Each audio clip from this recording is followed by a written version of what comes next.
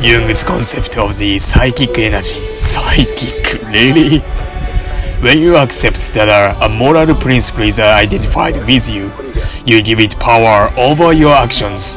Your actions take place in the empirical world and require physical energy. Thus, moral images, which have in themselves nothing to do with matter or energy, have the power to release physical energy into the empirical world. In this context, it is useful to consider Carl Jung's definition of the psychic energy. Psychology, Jung says, has its own concept of energy. It has no mass or motion involved with, like the energetic process of the physics, and refers to the activity, Greek, energia, of the psyche. Even though it is used as an analogy, the concept of the physical energy originally developed from the one concept of the psychic energy. Really? In physics, where there is energy, there are forces. If we can speak, yes, in the physics, where there is energy, kg times s square, meter square over s square. There are forces, right? If in physics, where there is energy, kg times meter or square over square. There is a force, kg times meter over square, second square. If we can speak of psychic energy, we can also speak of psychic forces. Really, psychic forces can move your psyche. Really.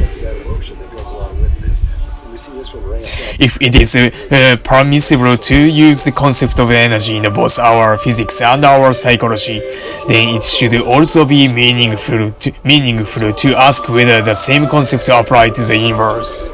Right. Talking to someone, or you'll see someone in deposition and they're trying to make the people you're asking questions angry. You'll see them start picking it right off, like they just doesn't matter, that person's there, they're totally ignoring. I think that's what she's doing as well. Coming from that perspective, I don't think she sat out and sat down and planned that out. But as she's doing it, I think that's what's going on there.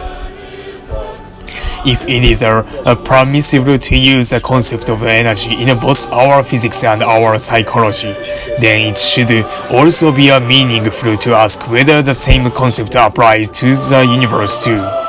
Is there a cosmic psychic energy field together with a field of physical energy? The definition of the non-physical cosmic energy should be analogous to the Jung's definition of psychic energy. That is, it refers to the activity of the cosmic potentiality. If such a field exists, then we should expect that it can affect the physical process of the world in the same way in which our mind can affect our body. Actually, the conclusion is trivial because the cosmic field is doing just that. Through our minds, it is affecting the material world. Since a willful effort that you express in the world must be preceded by a willful effort in your mind, the mental process is primary, the physical force secondary.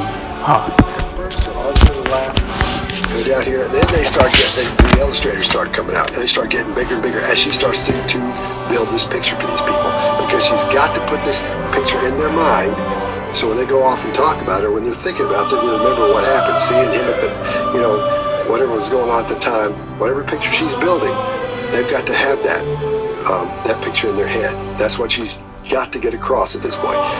I think they did prep her in this situation, and I'm not so sure I don't think it's bad prepping. I think she just doesn't listen. I think she thinks she knows it and how to do it. She's an actor and I can remember all that. I think she hears it once and then says, I got it, and then comes in and tries to pull it off and it's not working.